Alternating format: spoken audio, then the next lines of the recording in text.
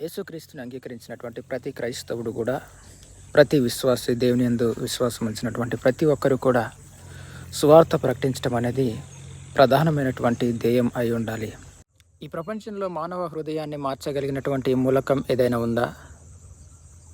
మానవుడు ఏర్పరచుకున్నటువంటి ఏ రాజ్యాంగమైనా, ఏ చట్టాలైనా, ఏ ప్రభుత్వమైనా మనిషి హృదయాన్ని మార్చగలదా? మానవ హృదయాన్ని మార్చేటువంటి మూలకం ఏమిటి?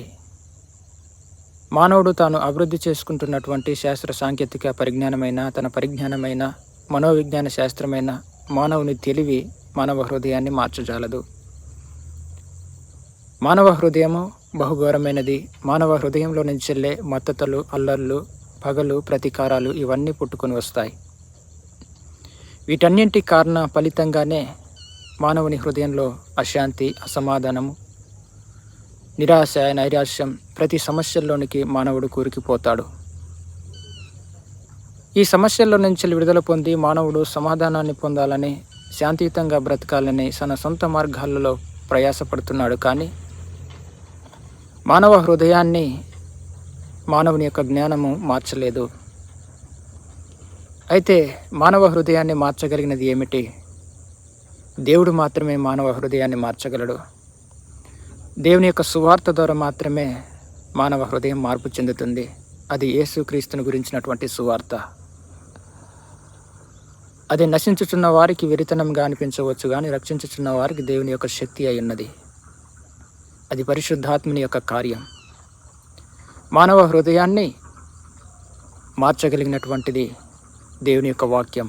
దేవుడు మాత్రమే మనిషి హృదయాన్ని మార్చి కోల్పోయిన సమాధానాన్ని, శాంతిని తిరిగి మానవునికి ఇవ్వగలిగినటువంటి ఏకైక దేవుడు. ప్రియ సహోదరి, సహోదరుడా, మానవ హృదయమే సమస్యలన్నింటికీ కారణం. మానవ హృదయంలోని పాపమే సమస్యలన్నింటికీ కారణం. ఈ సమస్య తీర్చబడాలి అంటే, ఈ సమస్య తొలగించబడాలి అంటే సర్వలోకము కొరకు, సర్వలోక పాపముల కొరకు బలియాగమైనటువంటి యేసుక్రీస్తు ద్వారా మాత్రమే సాధ్యం. కానీ మరి దేని వలన సాధ్యం కాదు. అనేక ధర్మాలు, ఈ ప్రపంచంలో ఉన్నటువంటి అనేక ధర్మాలు అనేక విధాలుగా ఘోషిస్తూ ఉన్నాయి. దాన ధర్మాలు చేయటం వలన, యజ్ఞయాగాదులు చేయటం వలన, పుణ్య స్నానాలు చేయటం వలన మానవుడు తన పాపాన్ని పోగొట్టుకొనలేడు. ధ్యానం చేయటం వలన అంతరికంగా శాంతిని పొందలేడు. అది తాత్కాలికమైనటువంటి మిథ్యాపరమైనటువంటి శాంతే, కానీ శాశ్వతమైనటువంటి శాంతి మానవునికి ధ్యానం ద్వారా లభించదు. మానవునికి శాశ్వతమైనటువంటి శాంతిని, సమాధానాన్ని, నిత్య జీవాన్ని ఇచ్చేది దేవుడు మాత్రమే. ఆయన మాత్రమే మానవునికి నిత్య జీవాన్ని, సుఖశాంతులను ఇవ్వగలిగినటువంటి ఏకైక దేవాది దేవుడు.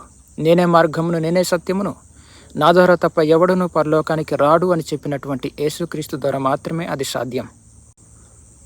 యేసుక్రీస్తు మాత్రమే సర్వలోక మానవాళి పాపములకు శాంతికరమై ఉన్నాడు. ఆయన మాత్రమే మానవుని యొక్క పాపాన్ని పరిహరించి ఆ పాపం ద్వారా వచ్చినటువంటి ప్రతి సమస్యకు పరిష్కారం చేయగలిగినటువంటి ఏకైక దేవుడు. ఆ పాపం ద్వారా వచ్చినటువంటి మరణము, అశాంతి, అసమాధానము, నిరాశ, నైరాశ్యము, వ్యాధులు, బాధలు, అన్ని శ్రమల నుంచి విడిపించగలిగినటువంటి ఏకైక దేవుడు యేసుక్రీస్తు మాత్రమే. మానవునికి ఉన్నటువంటి ప్రధానమైనటువంటి సమస్య ఏమిటంటే పాపం. ఈ పాపం ద్వారానే అన్ని సమస్యలు మానవునికి కలుగుతాయి. ఒత్తిడి, నిరాశ, నైరాశ్యం, సమస్యలు, ఆర్థిక ఇబ్బందులు, మానసిక ఒత్తిడి, ఇవన్నీ కూడా పాపం మూలంగానే కలుగుతాయి. కాబట్టి మానవుడు అనుకుంటున్నాడు తాను చేసేటువంటి దాన ధర్మాలు, మంచి కార్యముల తన పాపములు పోతాయని అనుకుంటాడు. కానీ మానవుడు పుట్టుకతోనే పాపి. ఆ పాపాన్ని పోగొట్టుకోవాలంటే మానవునికి అసాధ్యం. మానవుని తరపున పరిశుద్ధుడైనటువంటి ఒక వ్యక్తి వచ్చి మానవ పాపములన్నింటి కొరకు తన పరిశుద్ధమైనటువంటి రక్తమును కార్చి మానవ పాపమునకు పరిహారం చెల్లిస్తేనే మానవుని యొక్క పాపం నుంచి విడుదల ఉంటుంది. సర్వలోక మానవుల పాపమును పరిహరించినటువంటి యేసుక్రీస్తు మాత్రమే మనలో ఉన్నటువంటి పాపాన్ని తొలగించి పరిశుద్ధపరిచి మనం కోల్పోయిన నిత్య శాంతి, సంతోష, సమాధానాలను తిరిగి ఇవ్వగలిగినటువంటి ఏకైక దేవాది దేవుడు